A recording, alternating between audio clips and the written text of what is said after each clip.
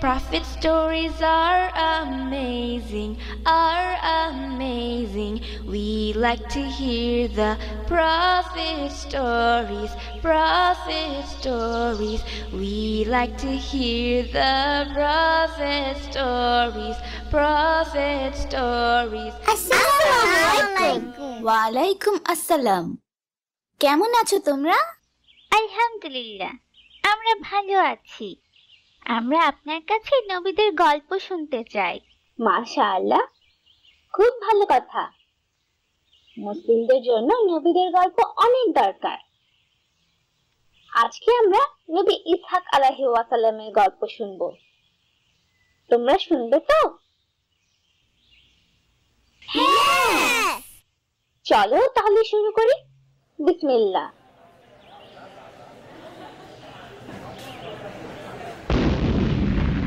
ইব্রাহিম আলাইহিস সালাম ও সারা আলাইহিস সালাম খুব বৃদ্ধ হয়েছিলেন। তখন ফেরেশতারা মানুষের রূপে তাদের কাছে আসে। নবী তাদের অতিথি হিসেবে স্বাগত জানায়। তিনি তাদের জন্য একটি রান্না করা বাছুর পরিবেশন করেন, কিন্তু তারা কোনো খাবার খায়নি। এতে নবী ইব্রাহিম আলাইহিস সালাম ভয় পেতে শুরু করেন। ফেরেশতাগণ তাকে ভয় পেতে মানা করেন, কারণ তারা ফেরেশতা ছিল। এটা কি সেই গল্প যেখানে আল্লাহ তিনজন ফেরেশতা লূত আলাইহিস সালামের জাতিকে ধ্বংস করার জন্য পাঠিয়েছেন? হ্যাঁ, এটা সেই গল্প। আল্লাহ তাআলা ফেরেশতাদের লূত আলাইহিস সালামের জাতিকে ধ্বংস করার খবর নিয়ে পাঠানোর আগে তাদের ইব্রাহিম আলাইহিস সালামের কাছে পাঠান দুটি খবর দিতে, একটি খারাপ খবর এবং একটি ভালো খবর। তোমরা কি খারাপ খবরের কথা মনে করতে পারো? সমকামী মানুষকে ধ্বংস করা, লূত আলাইহিস সালামের জাতিকে ধ্বংস করা। ঠিক, হ্যাঁ, মাশাআল্লাহ।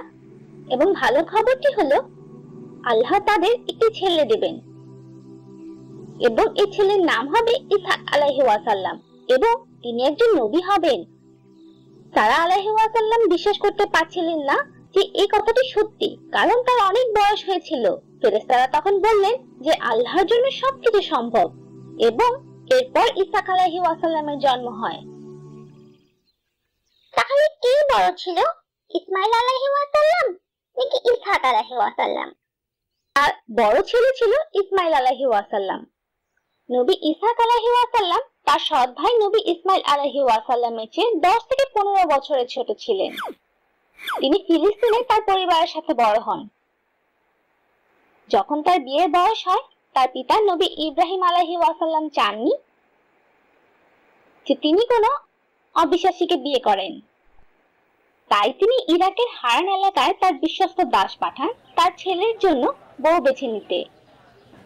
ইসহাক আলাইহিস সালাম খুব ভালো একজন মেয়েকে বিয়ে করেন এবং তাদের দুটি ছেলে হয়, কিস ও নবী ইয়াকুব আলাইহিস সালাম। ইয়াকুব আলাইহিস সালামকে ইংরেজিতে জেকব বলা হয়। ইয়াকুব এবং জেকব একই ব্যক্তি। নবী ইসহাক আলাইহিস সালাম কেনান দেশে থেকে মানুষকে আল্লাহর পথে ডাকেন। তার বৃদ্ধ বয়সে তিনি অন্ধ হয়ে যান এবং ফিলিস্তিনের হেব্রন গ্রামে তার পুত্র ইয়াকুব আলাইহিস সালামের সাথে বসবাস করতে থাকেন। তখন ইসহাক আলাইহিস সালাম অসুস্থ হয়ে পড়েন এবং 180 বছর বয়সে মারা যান। তার ছেলেরা তাকে তার পিতা ইব্রাহিম আলাইহিস সালামের কবরের পাশে দাফন করেন। আজকের জন্য নবীদের গল্প এখানেই শেষ।